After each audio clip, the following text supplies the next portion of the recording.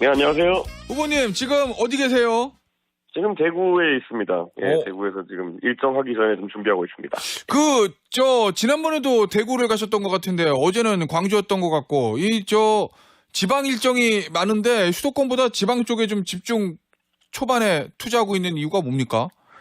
아무래도 대한민국의 대통령 선거다 보니까 지방도 많이 찾아다니면서 또 지방인 유권자 소통하는 게 중요하다 생각하고요. 예. 오늘은 부처님 오신 날 관련해가지고, 조계사를 가는 분들이 많은데 전 대구의 동화사를 골랐습니다.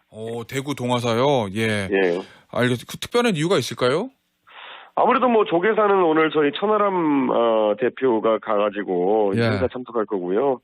저는 또 지역에 있는 유권자들 보기 위해 가지고 이쪽으로 왔고요. 아마 동화사가 대구에서 갖는 의미라고 하는 것은 예. 대구 지역 주민이라면 다 아실 겁니다. 알겠습니다. 어제 광주 있었다고 하는데 광주에서 5.18 묘지 참배했었죠, 이준석 후보. 그렇습니다. 예. 예. 자, 그런데 저희는 광주의 5.18 묘지를 지난번에도 기억하시겠지만은 모든 저희가 묘소를 방문하면서 예. 하나하나 인사를 드리면서 저희가 진정성을 다하랬거든요. 예. 어제도 사실 그렇게 하느라 굉장히 오랜 시간 동안 묘지에 있으면서 저희가 또 손편지 직접 하나하나 작성해서 이렇게 각 묘소마다 올리기도 했습니다. 예. 한덕수 무소속이죠? 한덕수 후보가 5.18 묘지 참배하려다가 이제 시민단체의 저주로 참배를 못했는데 이 한덕수 후보의 참배를 거부했던 이유는 뭐라고 보고 계세요? 저는 반사적으로 어쨌든 윤석열 정부의 계엄 때문에 좀 상당히 광주 시민들은 또 계엄에 대한 트라우마가 있지 않습니까? 예. 그래서 그런 부분이 작용하지 않았을까 하는 생각이 들고요. 네. 하지만 저는 한덕수 총리님의 그런 행보라고 하는 것은 비판받기보다는 앞으로도 적극 권장돼야 된다. 예. 계속 진정성을 갖고 다가가면 어느 순간 마음이 열릴 것이다 라는 생각을 하면서 예. 어제 사실 바로 이렇게 서울로 귀환하시고 이런 모습보다는 예. 조금 더 그래도 대화하고 현장에서 조금 더 노력하겠다는 취지를 더 밝히셨으면 어땠을까 하는 생각이 듭니다. 알겠습니다. 본격적인 조기 대선 얘기 좀 해보죠. 대선은 이제 프레임이 중요하다고 하잖아요. 구도요, 후보님. 예. 지금 현재 구도는 어떻게 보고 계세요? 아무래도 지금 국민의힘 쪽 후보들 같은 경우에 굉장히 난맥상을 겪고 있는 것 같아요. 특히 지금 경선 과정에서도 사실 경선이 마이너리그로 전락한 거 아니냐라는 비판을 듣기도 했고, 예. 경선이 끝난 다음에도 뭔가 컨벤션 효과나 초기 효과를 본다고 보기에는 너무 지금 이제 한덕수 후보의 단일화 등에 집중되고 있는 거 아니겠습니까? 예. 저는 이런 정치공학을 거부하고 예. 개혁신당 이제 세를 확보해 나갈 타이밍이라고 생각합니다. 그 후보 단일화 있잖아요, 후보님.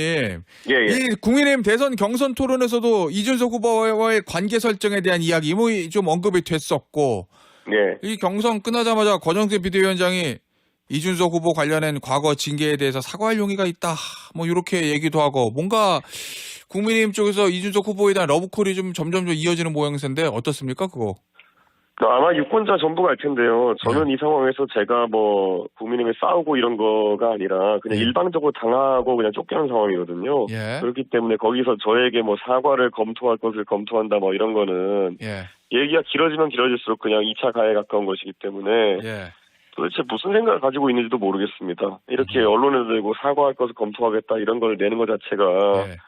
가끔의 상황이 그들이 원하는 방향 좋아질지 아니면 오히려 제 개인적으로나 우리 개혁신당의 당원이 더 화나는 계기가 되게 될지는 저는 좀 잘못 판단한 게 아닌가 생각합니다. 후보님, 혹시 국민의힘 지도부나 김문수 후보 측에서 이준석 후보에게 접촉해 온 적이 있습니까?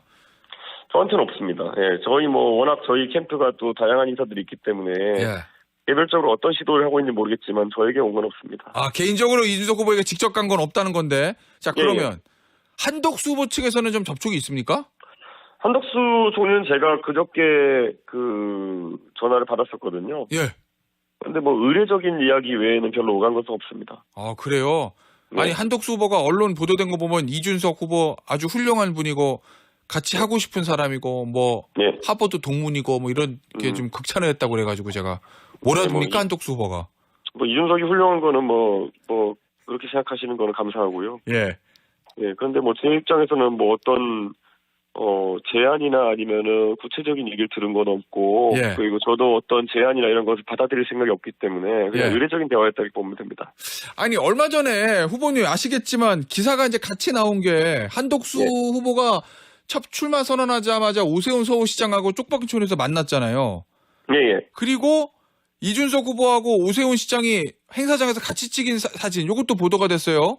예. 그거 두 개 엮어가지고 오세훈 서울시장이 한덕수 후보하고 이준석 후보 사이에 가교 역할을 하는 거 아니니까? 뭐 이런 일각의 추측, 관측 이런 것도 있던데.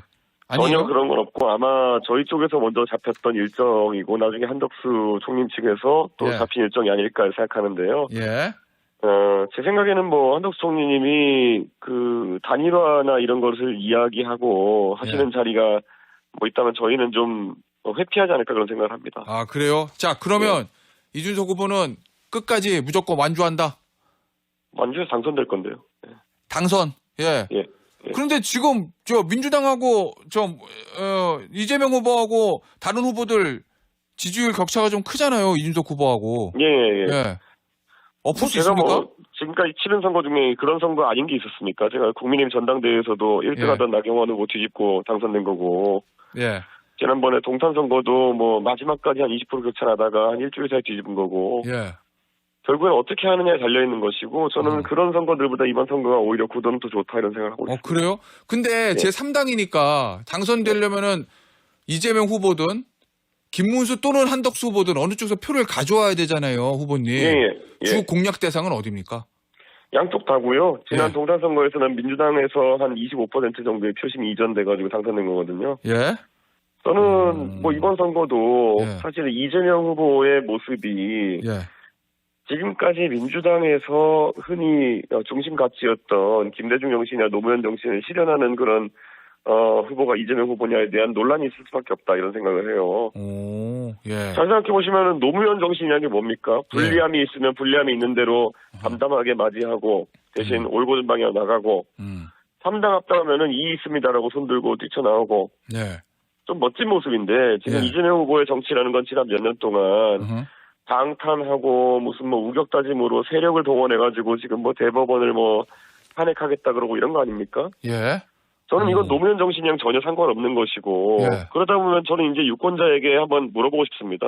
과연 지난 몇 년 동안의 정치의 과정을 봤을 때 그런 모습이 오히려 노무현 정신에 가깝냐 아니면 이준석이라는 사람이 윤석열에 대해 가지고 강하게 할 말은 하고 그리고 그 안에서 윤핵관들과 함께하길 거부하고 나와서 제 독자적인 행보를 하고 그리고 뭐 어려운 선거에 계속 도전하고 어떤 게 노무현 정신에 가까운 움직임이냐 저는 이거는 삼척동자도 알 만큼 오히려 이재명보다는 이준석이 노무현 정신을 실천하고 있는 사람이다 이렇게 생각하거든요. 그럼 민주당 유권자들이 어디를 지지하는 것이 더 노무현 정신에 부합하는 것인지는 제가 굳이 말 안 해도 될 것 같습니다. 알겠습니다. 자, 지금 이재명 후보가 대법원에서 선거법 파기환송 판결한 이후에 민주당에서 지금 조희대 대법원장 탄핵 얘기도 나오고 사법살인이다 뭐 이런 표현도 나오고 있거든요. 이거에 대해서 여론은 어떻게 반응할 거로 보십니까? 여론은 이런 식으로 대통령 통치를 해가지고는 나라가 잘 될 수 없다는 것을 알고 있지 않을까. 제가 어제 페이스북에도 글 쓰면서 강하게 이제 비판했는데요. 예. 이게 말 그대로 국내 정치용 정치 방법이지 이런 식으로 가가지고 뭐 트럼프랑 국제적인 경쟁할 수 있겠습니까? 예. 지금 국내에 어쨌든 자신에게 불리한 일이 터지면은 어떻게든 지지층이랑 다수 의석 동원해가지고 그냥 막무가내로 이렇게 밀어붙이면 된다 이런 생각이지만은 예를 들어 트럼프 상대로 개딸 동원해서 뭐 어떻게 할 건데요? 그러니까 이거는 그냥 국내용 그냥 방구석 여포 정치하고 있는 거고 이분이 예를 들어 뭐 중국과의 과학기술 패권 경쟁에서 우리가 뭐 밀리면은 거기다 대놓고 뭐 개딸 동원해서 어떻게 할 건데요?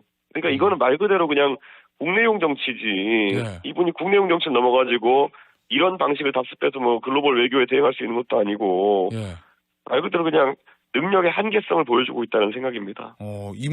이 재판 문제가 앞으로 어떻게 전개될 거로 전망하고 계십니까? 이게 대선의 주요 변수잖아요. 저는 그냥 날 받아놓고 계속 거기서 자기 지지층 동원해가지고 그런 세과시나 하고 있을 것이지 사실은 대법원장을 겁박하려고 하다가 지금 여론이 안 좋아지니까 어제 무슨 뭐 준비가 다 되지 않았다는 얘기를 하면서 아니 무르익지 않았다는 얘기를 하면서 좀 내빼는 모양새 아닙니까? 저는 이거는 예. 아까 제가 말했던 것처럼 방구석 여포 전략이지 이게 어떻게 국제적으로 위상이 있는 대한민국의 지도자의 방식이겠습니까? 그냥 부끄럽습니다. 알겠습니다. 야, 이런 가운데 국민의힘 최종 후보로 김문수 후보가 선출이 됐는데 이 경선 결과의 의미는 뭐라고 보고 계세요, 후보님? 저는 국민의힘이 이제는 정치공학 이외에는 어떤 것도 남아있지 않는 당이다 이렇게 생각하고요. 그래요? 예. 예, 사실 얼마나 난해한 선택이었겠습니까? 그런데 그게 뭐 사실 한덕수 총리의 마중물이 되어줄 김문수냐 아니면 또 한동훈 대표는 솔직히 지금까지 당대표나 아니면 비대위원장 하면서 공직선거를 이끌면서 성적이 이렇게 좋지도 않았고 그러다 보니까 좀 어려운 선택이긴 했을 것 같습니다. 자, 그런데 어려운 선택인데 김문수 후보가 최종 선택됐어요. 당심과 민심의 의미 어떻게 보고 계시는지. 근데 의외로 예. 그게 뭐 당심과 민심 모두 김문수 후보가 좀 격차를 가지고 이겼기 때문에 예. 아무래도 뭐 한덕수 총리와의 단일화 이런 것을 염두에 둔 지지층이 좀 몰려간 것이 아닌가 그런 생각을 합니다. 알겠습니다. 단일화 잘 될 거로 보십니까? 당연히 지금 벌써부터 삐거덕거리고 있고 제대로 될 수가 없습니다. 제대로 될 수 없다는 의미는 어떤 의미예요? 그러면 각자 다 나온다? 저는 그런 방향으로 갈 것 같고요. 결국에는 이거는 당을 가지고 있는 쪽이 압도적으로 유리합니다. 예.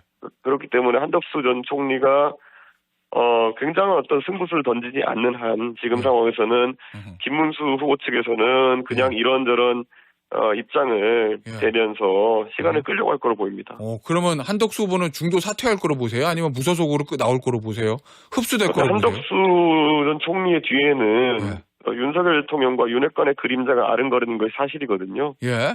그렇기 때문에 또 우리가 또 뭐 정치를 잘하시진 못하지만은 예전에 검찰할 때부터 보면은 또 이런 데선 절대 지지 않으려는 남자 바로 윤석열 아닙니까? 예. 네, 그렇기 때문에 상당히 오래 지속될 거다 그런 생각을 합니다. 그러면은 이준석 후보의 분석대로 하면 윤석열 전 대통령하고 친윤들이 있기 때문에 한덕수 후보가 단일화 실패하더라도 무소속 출마까지 감행할 거다 이런 말씀이신 거예요? 본인의 뜻으로 이렇게 접고 또 이렇게 할 수 있는 상황이 아닐 것이다 이런 생각을 합니다. 그럼 최종 결정은 거취에 대한 최종 결정은 윤석열 전 대통령이 할 수밖에 없다? 그래서 아마 장기화 될 거로 보입니다. 예. 단일화 문제가요? 대선 직전까지? 예, 그렇습니다. 알겠습니다. 후보님, 아무래도 이준석 후보 입장에서는 국민의힘의 전 대표를 지냈으니까 민주당보다는 국민의힘 표를 많이 가져올 수밖에 없잖아요, 구도상. 동탄 선거에서 안 그렇습니다. 동탄 선거에서 민주당 표가 더 많이 왔습니다. 그래요? 자, 그럼 그 동탄 선거 그렇다 치고 국민의힘의 표를 좀 가져올 수 있는 비책 이런 거 있습니까? 글쎄요. 저는 이제 이 선거가 솔직히 말하면 정상과 비정상의 대결로 이제 가야 된다 이렇게 보거든요. 예. 그래서 저는 뭐 사실 이재명 후보는 제가 그냥 비정상이라고 하면 될 것 같고요. 예. 지금 뭐 저 안에서 벌어지는 비상식적인 행동들이 자꾸 부각되게 되면은 당연히 제가 할 일 하면서 정책 공약 발표하고 그냥 상식적인 이야기하는 저에게 유권자 관심이 쏠릴 수밖에 없다. 원론적이면서도 그렇게 갈 겁니다. 그러면 국민의힘에서 벌어지고 있는 일들에 대해서 좀 환멸을 느끼는 전통적 보수 지지층이 대안으로 이준석 후보를 찾을 것이다. 이런 입장이신 거예요? 그렇죠. 그리고 지금 벌써부터 국민의힘의 내분 상황이라든지 아니면 보수 진영 내에 이제 막말 이런 게 번지기 시작하고 있거든요. 예를 들어서 어제 제가 페이스북에 갔는데 조갑재 대표님 페이스북에 뭐 이런저런 내용을 얘기하니까 거기에 김문수 후보랑 또 아주 가까운 곳에 알려진 그런 전직 국회의원 한 분이 뭐 조갑재 뭐 비읍시읒 이런 거 달아놨거든요. 그래요? 예, 지금 이게 그러니까 생각보다 감정의 골이 깊어지는 것 같습니다. 그러면은 소위 말하는 국민의힘에서 찬탄파와 반탄파 사이에 감정의 골이 있다? 그렇죠. 아무리 그래도 그렇죠. 어떻게 조갑재 대표 같은 보수 진영의 원로의 페이스북에 가가지고 조갑재 비읍시읒 같은 걸 달아놓을 수가 있습니까? 자, 그러면 소위 말하는 국민의힘 내 찬탄파, 이 찬탄파들이 탄핵에 반대했던 김문수 후보가 최종 후보로 선출됐잖아요. 그럼 그 찬탄파들이 김문수 후보보다는 이준석 개혁신당 후보 쪽으로 이동할 거다 이런 전망을 하고 계신 거예요? 저는 젊은 세대 중심으로 이미 그런 움직임이 있다 이렇게 생각하고요. 제 유튜브 채널에 어제 하루에만 거의 10,000명 가까운 신규 그 구독자들이 늘어났거든요. 그래요? 원래 하루에 한 500명 이렇게 늘어나던 채널인데 예. 그렇게 10,000명씩 온 거 보면은 저는 이게 큰 변화가 태동하고 있다 이런 생각하고요. 우리 진행자는 제 거 팔로우 하셨습니까? 저요? 저는 유튜브 팔로우는 정치쇼하고 시교라밖에 안 해가지고 죄송합니다. 오늘 방송 끝나시고 이준석 TV 검색해가지고 구독 누르시면 됩니다. 그럴까요? 알겠습니다. 예. 자, 그러면 어쨌든 저 경선 이후에, 국민의힘 경선 이후에 뭔가 표심의 변동이 있다, 뭐 이런 전망을 하고 저거를 분석하고 계시는 거예요, 후보님은. 그죠? 예, 그렇습니다. 느껴집니다, 벌써. 예, 알겠습니다. 자, 그리고 어제 안철수 의원, 오세훈 시장, 그 다음에 홍준표 전 대구시장의 정책을 계승 통합하기 위한 안오홍 정책 통합 전략 보고서 이거 공개했던데 이거 왜 하신 거예요? 저희는 아무래도 정책 면에서 사실 안철수, 오세훈, 홍준표 이런 분들이 내세운 것 중에 좋은 것들은 최대한 원래 저희랑 생각 비슷한 것도 있었지만은 좀 담아내려고 합니다. 그게 왜냐면 사실 이분들의 정책 중에서 특히 오세훈 시장은 뭐 행정력이라 그러면은 대한민국 이분만큼 행정 경험이 있는 분이 어디 있습니까? 그래서 서울에 대한 여러 가지 이야기들 또 국가를 위해서는 또 디딤돌 소득이라든지 이런 여러 가지 빈부격차 완화책이라든지 이런 것들을 제시하고 계시거든요. 저는 그런 거 받아들여야 된다 생각하고 홍준표 시장은 뭐 저랑 워낙 친하기도 하지만은 젊은 세대에 있어서 정말 많은 지지를 받는 분이거든요. 그래서 그런 부분의 정책들 받아들여야 되고 안철수 후보는 과학기술과 미래에 대한 이야기 담론은 이분 따라갈 만한 분이 없습니다. 알겠습니다. 그래서 그런 부분 저희가 채용하려고 하고 또 안철수 의원님은 어제 또 그제인가요? 굉장히 지금 의미 있는 말씀하셨던데 윤석열 대통령에 대해 가지고 뭐 출당 조치라든지 이런 것부터 해서 빨리 대한민국이 변하는 길을 이제 가져가야 된다는 얘기를 하셨는데 그런 것들도 굉장히 좋은 메시지거든요. 저는 그런 게 더 주목받았으면 좋겠다 그런 생각입니다. 알겠습니다. 오늘 인터뷰 여기서 마무리하도록 하겠습니다. 지금까지 개혁신당 이준석 대선 후보였습니다. 구독하세요. 구독. 후보님 감사합니다. 예.